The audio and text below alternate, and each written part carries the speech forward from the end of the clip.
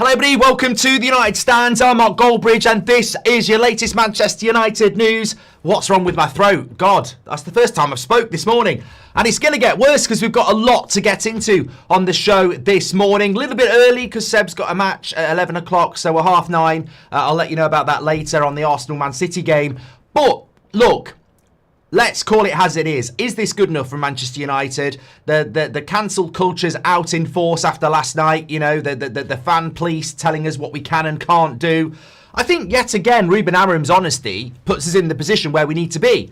Amad's come off Instagram, shocking. Baleba, hint about him wanting to come Man United from the Brighton coach. Bruno Fernandes, 100 goals for Manchester United. Harry Maguire, 250 appearances for Man United. United players back on social media celebrating a much-deserved win. Where are we all at this Sunday morning? Because I just think that if we're being completely honest with ourselves, just hold your opinions and be allowed to have them. I think, like, I look at the match reaction last night. Fundamentally, I'm very, very happy that we've won. There's nothing better than beating Chelsea. They'd be all over us if we didn't. So, you know, absolutely. And it won't be that long until United lose a game again. Absolutely. But I'm just, you know what? I don't know about you, but I find sometimes when we win, it's more toxic in the fan base than when we lose. And why is that? Because we've got two extreme groups in our fan base. The toxic positive and the toxic negative. And those of us in the middle, which I think are the majority, end up getting it from both sides regardless of the result. What Ruben Amorim said yesterday. I remember when we'd drawn against Ipswich in his first game, and then his first home game, he won against Everton, Ruben Amorim. And we had people outside Old Trafford with their cameras going, Amorim ball is here.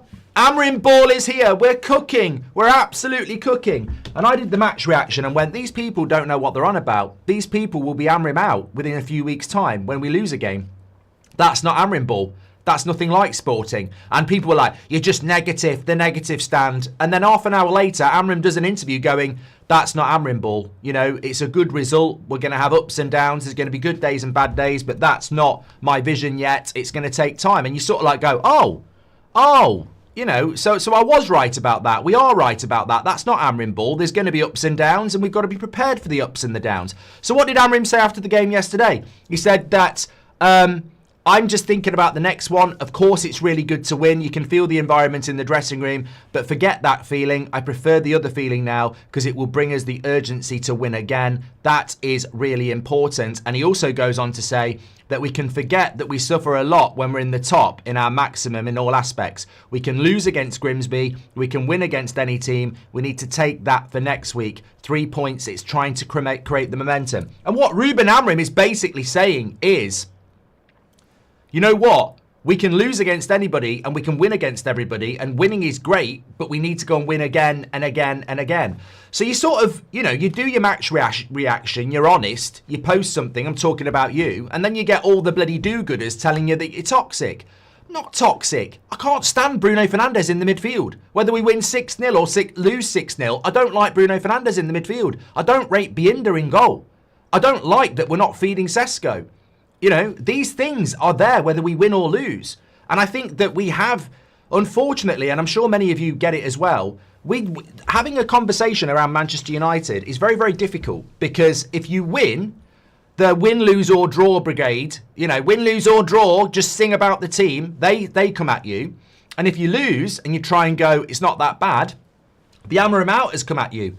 Got three very definitive factions in our fan base. Super positive that they're toxic, super negative that they're toxic, and then in the middle that we're apparently toxic. And the reality is, we won a game of football. I woke up this morning and I thought, you know what? We've beaten Chelsea.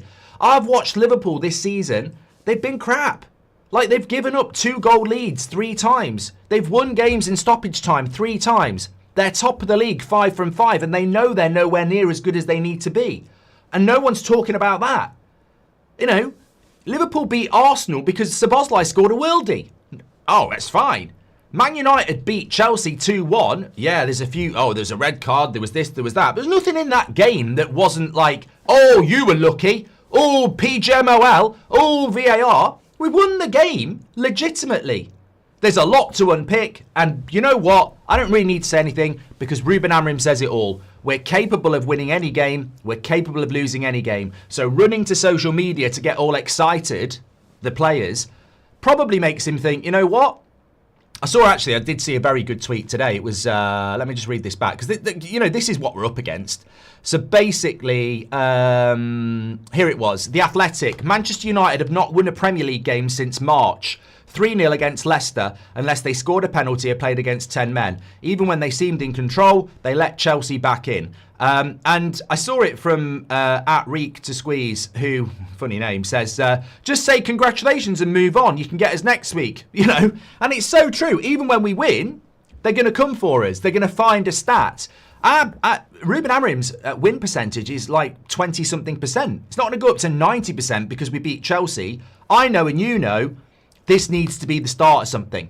We need to beat Brentford next week, and then we need to beat Sunderland next week, and it's 3 wins in a row, and United stands 2 games away from a haircut, We have to go and beat Brentford and Sunderland, and I sort of look at it and go, the Amorim outers will go quiet, and they may well be loud again next week.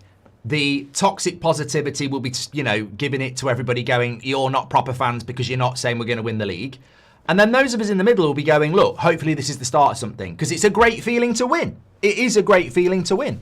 I'm going to talk about Garnacho. I mean, look, you know what? Looking at the reaction to Garnacho at the ground yesterday was incredible, wasn't it? I think that, and just on whether we're back or not, I think that's more for a Sunday night show, because I want to go through the news this morning. But I think there's quite a few things to unpack there. But what I would say is, really happy with the result, but we live in a world where people want to take people down, by the way. Human nature, especially in the UK, you driving around in a Ferrari, people want to scratch it. When I was in America, I think people actually want to applaud you more. It's just it's a cultural thing. I don't know what it's like in your country. The UK, we've always been this. Somebody is successful, it's okay for about 2 minutes, and then it's like, oh look, they had an affair, or oh look, they'll try and bring you down. That's what it's like in the UK, and I think that we have to be aware that you're never going to get that where everyone, we're always going to get people who pile on. That's just the way it is. But I look at United and I go, fundamentally, winning makes me feel good, but I don't sit here this morning going, we're back. I don't look at it this morning and go, problem solved, because I said before the game, and I think reactions to team news before a game sometimes can be very, sensationalist. And I've made that mistake in the past, which is why I never do it now. I literally put the tweet out there as sort of a bookmark in history to say, even though I can't stand that team, I think we're going to win. And I was right, because sometimes a team gets picked that you don't like, and you go, rubbish, we're going to get beat, and then you win and you look a moron. So I actually saw that team and thought, I bet we'll win. Because football's a funny old game. Chelsea get a man sent off and suddenly, you should win the game. But I didn't like that team yesterday, and I said it before the game, and I don't want to be history to be rewritten and go, I'm a top red, whatever that is. There is no such thing, but, this hypothetical top red. I'm a top red. I saw the team. I kissed Amorim's boots. I said it was an amazing team and we would win, and we would win. We did win. I'm a top red. I didn't like the team. I think it's short term.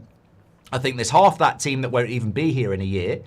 It was a team to go and win the game, and it won the game. It was brave, and it had to work, and it did work. Well done to Ruben Amorim. But next week, against 11 men at Brentford, they could get a result against us, and we'll be back where we were before the Chelsea game. And I think that's where we are. Take each game as it comes. Try and build some momentum.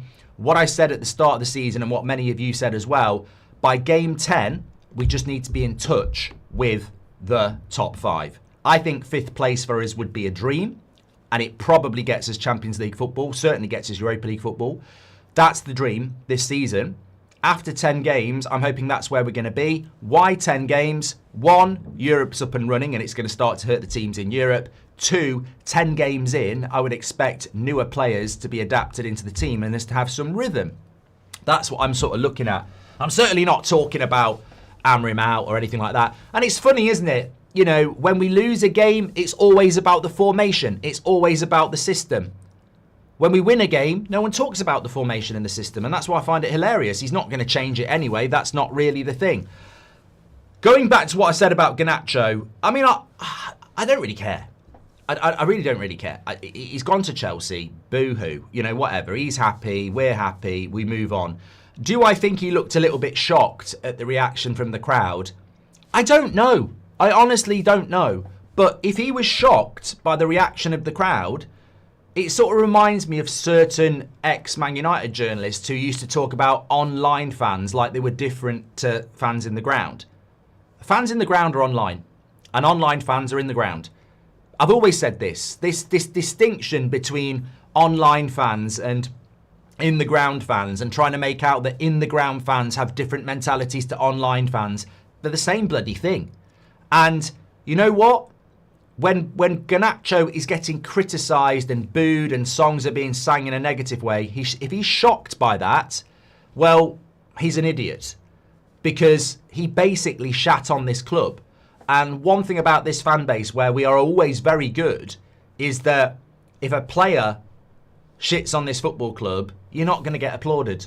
Whether you're Tevez, Di Maria and now Garnacho, you will not get applauded. I mean, it's amazing they're all Argentinian because we love Martinez. But, you know, I was actually, you know, pleasantly... Well, I wasn't even surprised. I just thought, fair play. This guy has been walking around in a Villa shirt. This guy, you know, sat on his arse waiting for his dream move to Chelsea. He got what he deserved. But I tell you who didn't get what he deserved. Amad. I think the Amad... I've seen this morning that Amad has deleted all of his social media on Instagram. And I was like, what's all this about? And then I saw from last night, there was a picture of him and Garnacho swapping shirts. Now, I might be putting 2 and 2 together here and making 6. And if I am, you know, that's unfair. But I would imagine Amad has had a load of shit. I even saw in our comments section last night, people going, Amad's the new member of the bomb squad. And I'm like, what? What are we doing? We've won a game of football and we're hypothetically guessing at a situation to go after another player.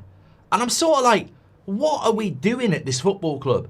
There's plenty of things to talk about that aren't working. You know, is the team working? The ownership isn't working. Certain players shouldn't be here after years and years. But Amad is one of the players that people were screaming, free Amad, when Ten Hag was here. He starts most games under Amorim. He played the full game yesterday and I would have took him off. He is a clear young talent that is part of the future of Manchester United. And here we go again. You know, why are people going after him? He's had a bad start to the season. I'm never not going to be honest about those sort of things. He's had a bad start to the season in relation to the level he should be at. He's not there. But member of the bomb squad, having to be, you know, remove his Instagram.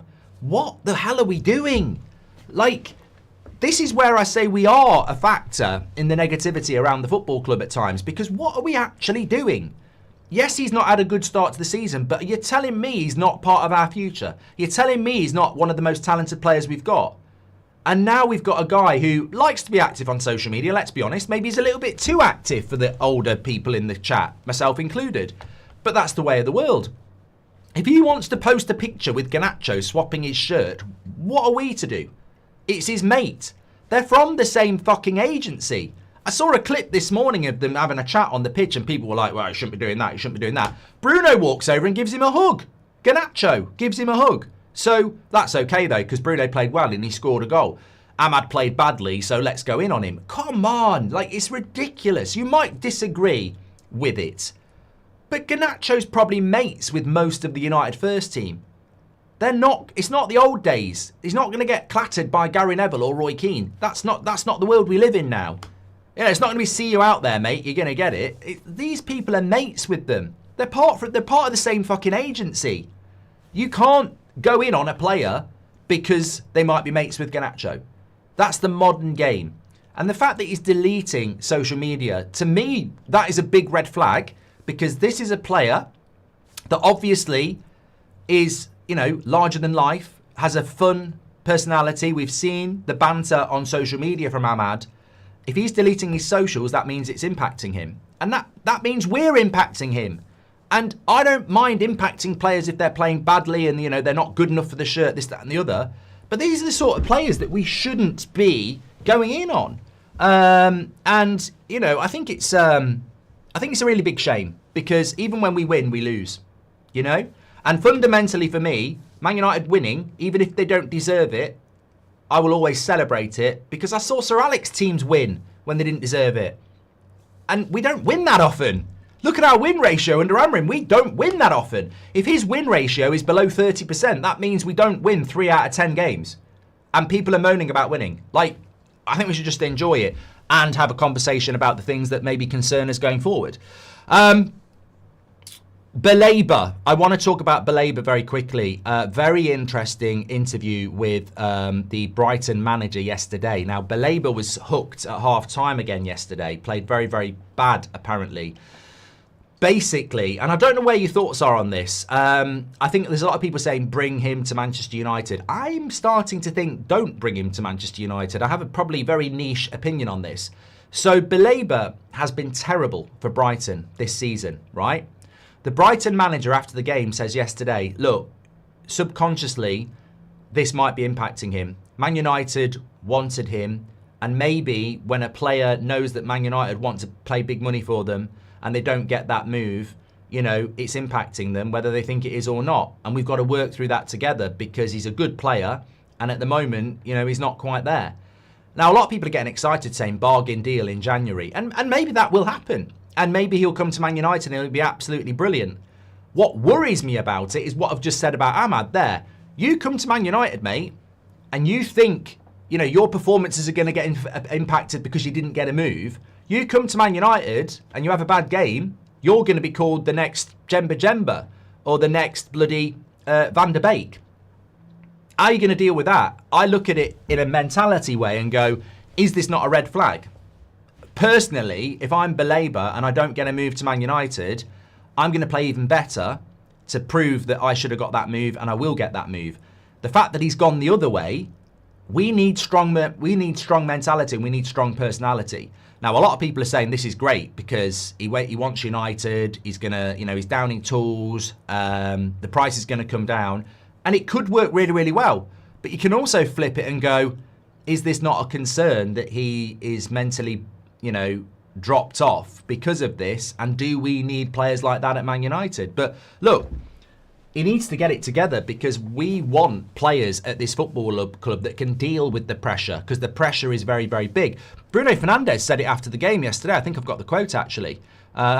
He said, look, it's very tough for some players to become Man United players because this can be very heavy to come out of the tunnel and get out there. It's a privilege for everyone and everyone is very proud to wear the shirt, but obviously it's a big moment for everyone. So we need to get used to that and the expectation that this club has. Even if you don't win, I don't know how many years the Premier League, it doesn't matter and it doesn't change anything. The aim is always the same because this is what the club demands. So that's the captain, you know, 100 goals for Man United yesterday. And that's the captain talking about the pressure of the shirt. It's a big shirt and, you know, it's very encouraging that Baleba, you know, may well be hinting that he wants to come to Manchester United, but also, is it not a concern in relation to, you know, I'm a little bit concerned about it. I am a little bit concerned about it. I mean, I'd take him in a heartbeat. Our midfield's not good enough. I mean, you saw it yesterday. Casemiro starting games and doing exactly what Casemiro does.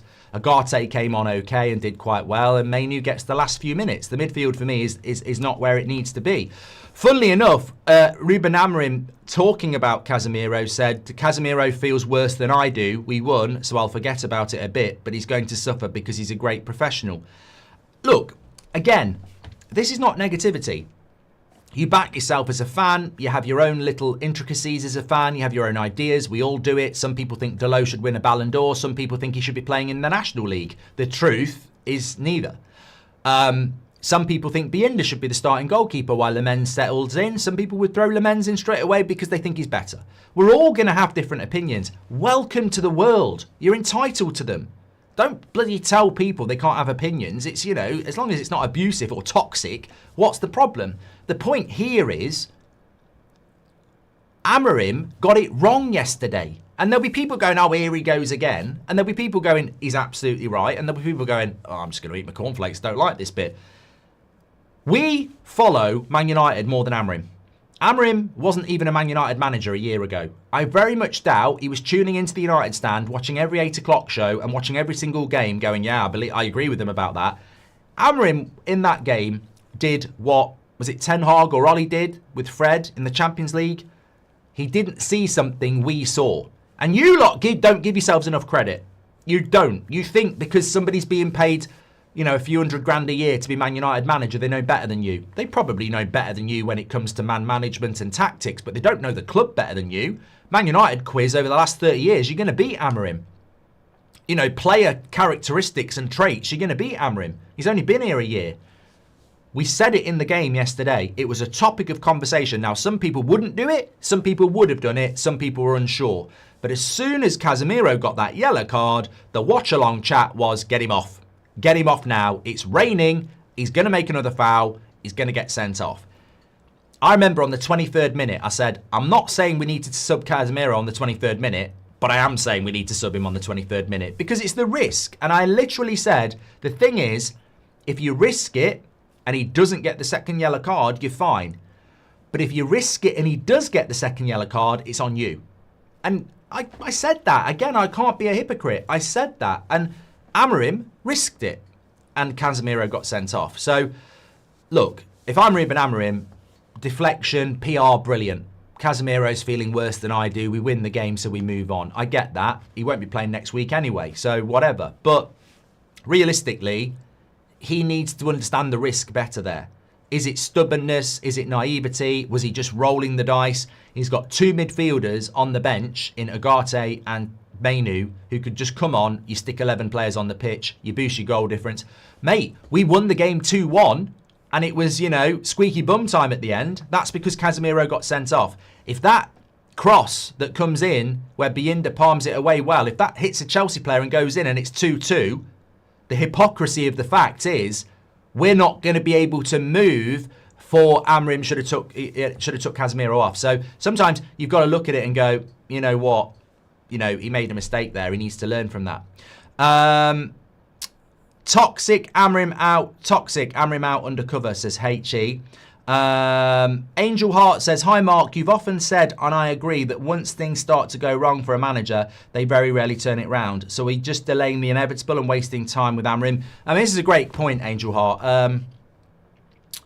I don't think Ruben Amorim thinks he's turned it around. I mean, he literally said after the game, he mentioned Grimsby, we can lose to anyone and we can beat anyone. So I don't think we've moved on at all.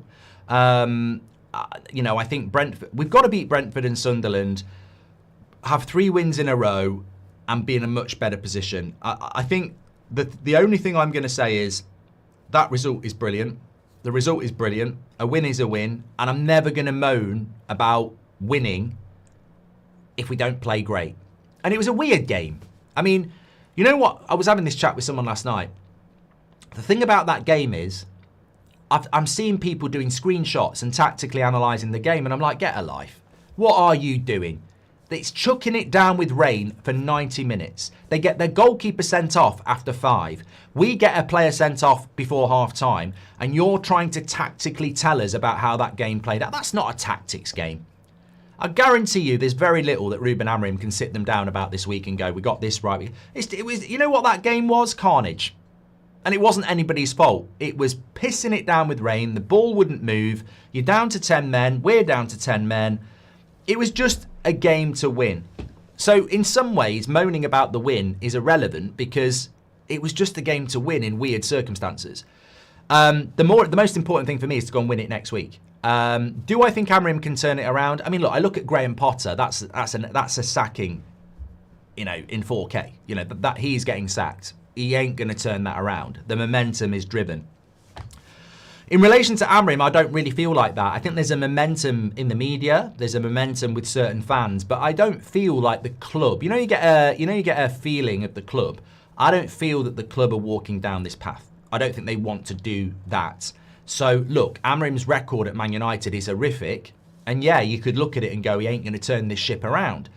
And maybe that will be the case. I don't know. I'm sort of like that about it. If you ask me to say, is he going to turn it around, and I have to say yes or no, I probably would have to honestly go look at the history and say no. But I'm still hopeful, yes. I don't think we're at that point yet.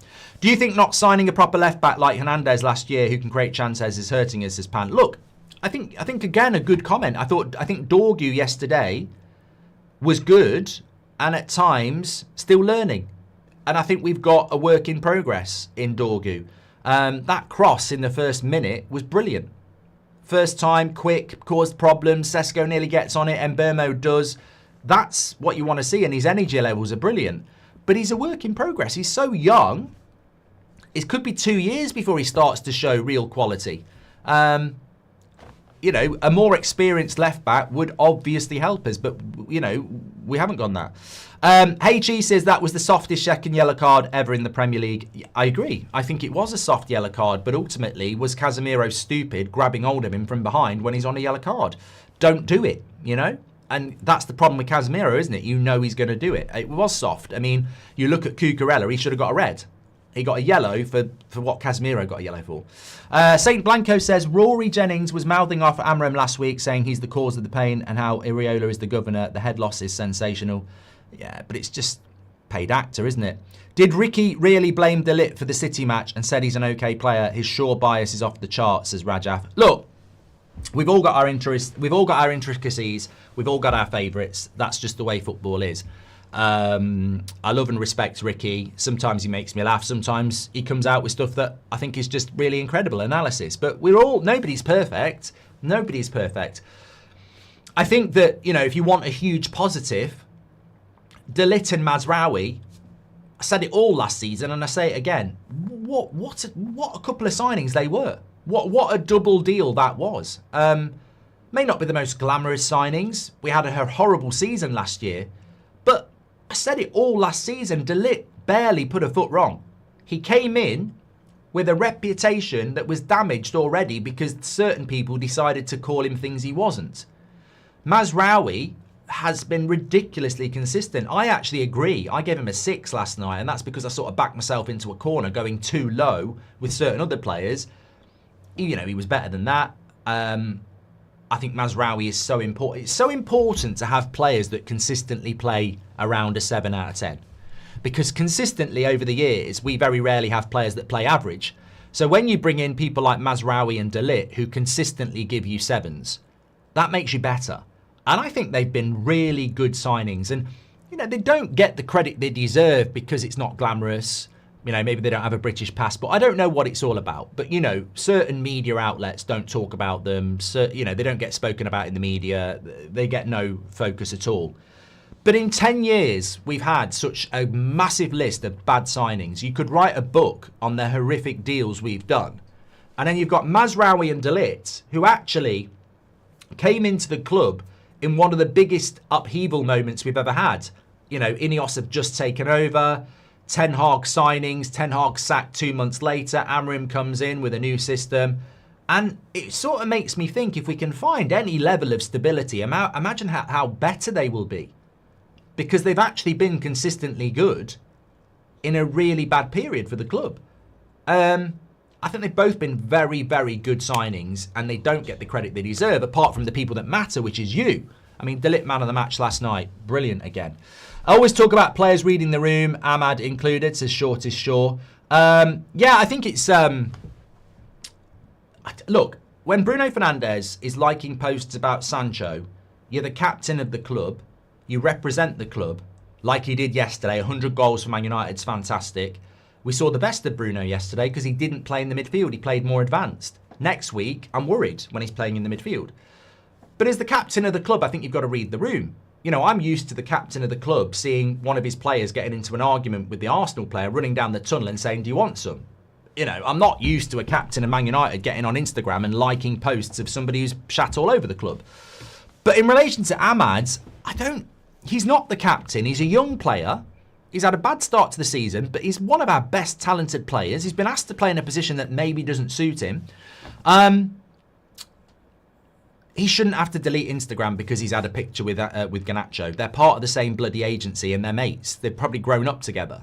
Like, I think it's very, very different. And I just think we're always looking for something, you know. Man United 97 says, why did you make fun of a child's weight? Mate, I've seen this clip. And if you have seen the clip and you're talking about a child's weight, shame on you. Correct me if I'm wrong. I've seen it. I'm not very happy about it. We don't have game footage, so I don't know why people are taking footage of a minor and putting it out there with my footage, which is clipped out of context. So shame on you if you're talking about that. Shame on you if you're sharing that. It's completely out of context. We don't have the footage to the game, so I don't know why people are posting and sharing clips of somebody who's under 16. And that's all I'm going to say about it. At no point do I mention that. I was angry about the referee, and we were waiting a long time with somebody who was running past loads of balls. Got nothing. At no point does it mention that. So welcome to 2025, where people start guessing about stuff to try and cancel you.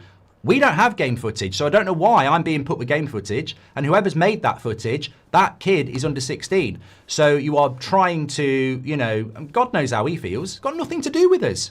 Absolutely nothing to do with us. And it's completely out of context. I think it's disgusting, actually. I think it's disgusting. And I think it's disgusting in this day and age that people think it's a good idea to make clips of kids and put it out there. It's got nothing to do with anything. Out of context.